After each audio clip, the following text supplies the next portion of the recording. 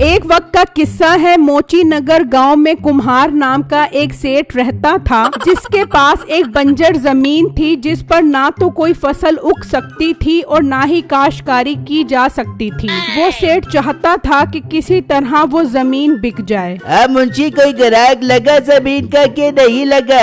नहीं सेठ साहब, अभी तक कोई भी ग्राहक नहीं लगा। हाँ, मगर साथ वाले गाँव में एक आदमी रहता है, वो कह रहा था कि मैं शाम में तुम्हारे सेठ के पास आऊंगा और जमीन देकर उसका सौदा बना लूंगा। अरे तो पागल, शाम की क्या बात है? तू अभी उसके घर जा और उसे लेकर आ, हम उससे अभी सौदा बनाते हैं। ठीक है मालिक, मैं भी जाता हूँ उसके पास और बात करता हूँ। फिर वो मुंशी निकलता है और उसी आदमी के घर पहुँच जाता है। हाँ भाई मीठे, खैर से आए हो इस टाइम? अरे भाई साहब, सेठ साहब आपको बुला रहे हैं। वो कह रहे हैं कि पैसे लेकर आ जाओ और जमीन खरीद लो। अरे तो पागल तो नहीं हो गया? अभी तो मैंने जमीन देखी भी नहीं और मैं पैसे ले आऊं? पहले देखूंगा फिर सौदा बनाऊंगा। भाई साहब, ऐसी जमीन तो बंदा आंख बंद करके ही खरीद ले। सोना है सोना। लोग तो मरे जा रहे हैं जमीन खरीदने के लिए, लेकिन मैंने सेठ साहब को कहा कि आपने किसी को जमीन नहीं बेचनी। मेरी आपसे बात हो गई है। अच्छा,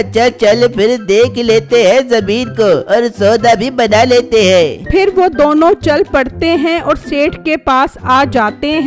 लो जी सेठ साहब, मैं भाई को ले आया हूँ, चलो इनको जमीन दिखाने के लिए। हाँ, क्यों नहीं, जरूर चलो। फिर वो तीनों जमीन देखने के लिए निकल पड़ते हैं और जब जमीन पर पहुँचते हैं तो उस आदमी का चेहरा उतर जाता है। अरे रे, ये जमीन है तुम्हारी? ये तो बंजर है। किस कंजर ने कहा है कि ये जमीन बंजर है? देखो तो सही, क्या सोना उगलने वाली जमीन है। आप पैसे दो, जमीन खरीद लो। ये सोना उगलने वाली जमीन अपने पास रख, मुझे नहीं चाहिए ये जमीन। मैं जा रहा हूँ, पता नहीं मुझे कहाँ फंसा रहे हैं। ये कहकर वो आदमी वहाँ से चला जाता है। सेठ को अपनी जमीन ना बिकने का इतना सदमा होता है कि वो बेहोश हो जाता है। अरे सेठ साहब, आंखें खोलो, ये क्या हो गया है आपको? मीठा उसे अस्पताल ले आता है। डॉक्टर साहब बताओ तो सही, क्या हुआ है मालिक को? अरे भाई, इनकी तबीयत तो बहुत खराब हो गई है, लगता है काफी बड़ा सदमा लिया है इन्होंने।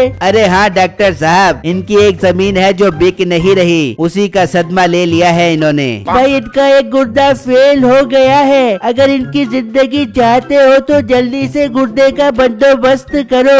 ये सुनते ही सेठ की आँख खुल जाती है। हाय, मेरा गुर्दा फेल हो गया, मैं मर जाऊंगा, मुझे बचाओ। मीठे, तू मुझे जल्दी ठीक कर। अरे सेठ साहब, आपका गुर्दा फेल हुआ है, साइकिल के कुत्ते फेल नहीं हुए जो जल्दी से ठीक कर दूं। हौसला करो, कोई ना कोई बंदोबस्त हो जाएगा। मीठे, तू गांव में ऐलान करवा दे, जो मुझे गुर्दा देगा मैं उसे 10 लाख रुपए दूंगा, जल्दी कर। अच्छा सेठ साहब, मैं जाकर ऐलान करवाता हूँ। मीठा ऐलान करने के लिए निकलता है। उसी गांव में बिट्टू नाम का एक लड़का रहता था। माँ जी, आंखें खोलो माँ जी, मैं आपको कुछ नहीं होने दूंगा। बिट्टू, आपकी अम्मी की तबीयत बहुत खराब है, जल्दी से पैसों का बंदोबस्त करो। डॉक्टर ने कहा है इलाज के 10 लाख रुपए लगेंगे। बेगम, मैं कहाँ से 10 लाख रुपए लेकर आऊँ? कोई भी मुझे उधार नहीं देगा। बिट्टू, कुछ भी करो लेकिन पैसों का बंदोबस्त करो। अच्छा बेगम, मैं जाता हूँ और पैसों का बंदोबस्त करता हूँ। बिट्टू घर से निकल जाता है और वहाँ मीठा गांव में ऐलान कर रहा होता है। सुनो गांव वालों, सेठ साहब के कुत्ते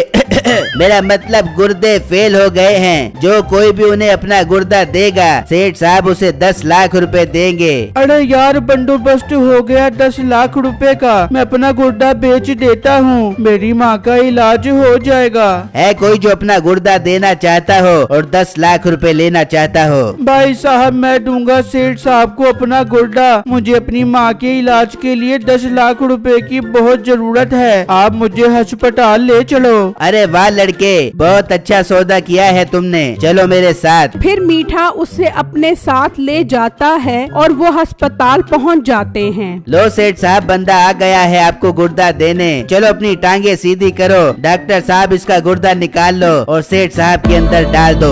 अरे भाई पहले मुझे पैसे तो दो, फिर मेरा गुर्दा भी निकाल लेना। अरे बेटा, तुम्हें मुझ पर एतबार नहीं है क्या? मेरे अंदर तुम्हारा गुर्दा जाएगा तो मैं ठीक हो जाऊंगा और फौरन तुम्हें 10 लाख रुपए दे दूंगा। ठीक है अंकल, डॉक्टर साहब आप मेरा गुर्दा निकाल लो। हाँ, ऑपरेशन थिएटर में चलो, तुम्हारा गुर्दा निकालता हूँ। फिर डॉक्टर ऑपरेशन करके बिट्टू का गुर्दा निकाल लेता है और सेठ के अंदर डाल देता है और सेठ फौरन ठीक हो जाता है। मैं ठीक हो गया, अब मुझे सांस भी ठीक आ रहा है और दर्द भी नहीं हो रहा तक दिन तक। मीठा और सेठ बिट्टू को वहीं छोड़कर चले जाते हैं और डॉक्टर उसे वापस लेबर रूम में शिफ्ट कर देता है। तो कुछ देर बाद उसकी आंख खुल जाती है। डॉक्टर साहब, सेठ साहब कहाँ पर हैं? वो तो चले गए। अच्छा डॉक्टर साहब, वो आपको मेरे 10 लाख रुपए देकर गए होंगे, वो मुझे दे दो। तू पागल तो नहीं हो गया? वो तो अपने ऑपरेशन के पैसे भी नहीं देकर गए, कह रहे थे वो भी तुम्हारे से लूं, निकालो ऑपरेशन के 2 लाख रुपए। अरे डॉक्टर साहब, ये क्या गजब कर रहे हो आप? 10 लाख रुपए के लिए ही तो मैंने अपना गुर्दा बेचा था, मैंने अपनी माँ का इलाज करवाना था, अब मैं क्या करूं? मुझे तो कुछ नहीं पता, हमें 2 लाख रुपए चाहिए वरना तुम यहाँ से नहीं जा सकते। ये सुनते ही बिट्टू सदमे से बेहोश हो जाता है। लो फिर बेहोश हो गया, चलो अच्छा है पड़ा रहे यहीं पर, मैं इसे पैसों के बगैर तो नहीं जाने दूंगा। ये कहकर डॉक्टर चला जाता है और फिर जब रात होती है तो बिट्टू की आंख खुलती है और वो देखता है कि आसपास कोई नहीं है। वो मौके का फायदा उठाते हुए वहाँ से निकल जाता है और घर आकर ये बात अपनी बीवी को बताता है। हाय बिट्टू, हम बर्बाद हो गए, आपका गुर्दा भी निकाल लिया और पैसे भी नहीं दिए। बेगम तुम फिक्र मत करो, मैं सुबह होते ही सेठ साहब का घर ढूंढ लूंगा और उनसे 10 लाख रुपए ले लूंगा। फिर जब सुबह होती है तो बिट्टू घर से निकलता है तो रास्ते में उसे एक परिंदा नजर आता है जिसे तीर लगा हुआ होता है और वो दर्द से तड़प रहा होता है। बिट्टू उसका तीर निकाल देता है और प्याली में पानी लाकर उसे पिलाता है तो वो उड़ जाता है। शुक्र है पानी पीने से ये परिंदा ठीक हो गया है। फिर बिट्टू चल पड़ता है तो वो परिंदा बिट्टू के आगे आगे उड़ने लग जाता है जैसे वो उसे रास्ता बता रहा हो। यार ये परिंदा चाहता क्या है, मुझे इसके पीछे पीछे जाना चाहिए। बिट्टू उसके पीछे जाता है तो वो उसे सेठ के घर ले जाता है। वो दोनों बिट्टू को देखकर चौंक जाते हैं। सेठ साहब, ये आपने मेरे साथ ठीक नहीं किया, मेरा गुर्दा भी निकाल लिया और 10 लाख रुपए भी नहीं दिए। लाओ मुझे 10 लाख रुपए दो।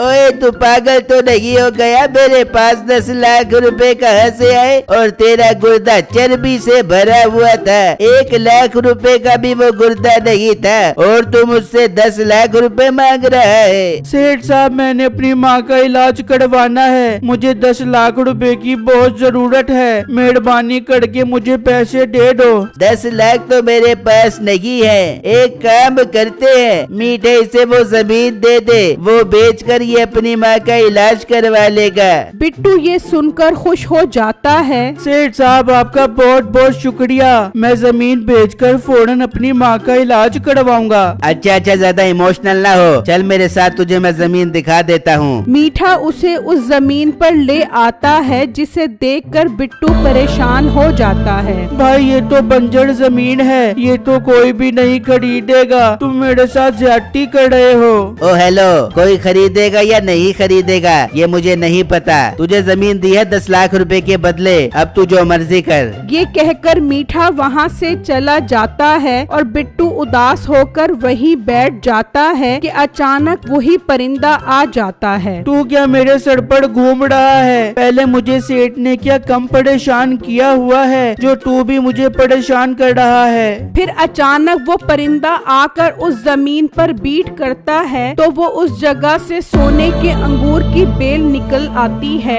बिट्टू ये मंजर देखकर हैरान परेशान रह जाता है। ये तो सोने के अंगूरों की बेल है, मतलब इस परिंदे को मैंने पानी पिलाया तो इसने मुझे सोने के अंगूरों की बेल दे दी। बिट्टू वो सोने के अंगूरों की बेल तोड़ कर ले जाता है और उसे बेचकर अपनी माँ का इलाज करवाता है। इस तरह वो रोज वहाँ पर आ जाता है तो वो परिंदा आता है और जैसे ही वो बीट करता है वहाँ सोने के अंगूरों की बेल निकल आती है। ये बात पूरे गांव में मशहूर हो जाती है। क्या मेरी जमीन से सोने के अंगूरों की बेल निकलती है? चल मीठे चल अपनी जमीन पर। वो दोनों जमीन पर पहुँचते हैं तो वहाँ बिट्टू खड़ा होता है। बिट्टू, हमने सुना है इस जमीन से सोने के अंगूरों की बेल निकलती है। जी आपने बिल्कुल ठीक सुना है। तभी वो परिंदा आता है और बीट करता है तो उस जगह पर सोने के अंगूरों की बेल निकल आती है।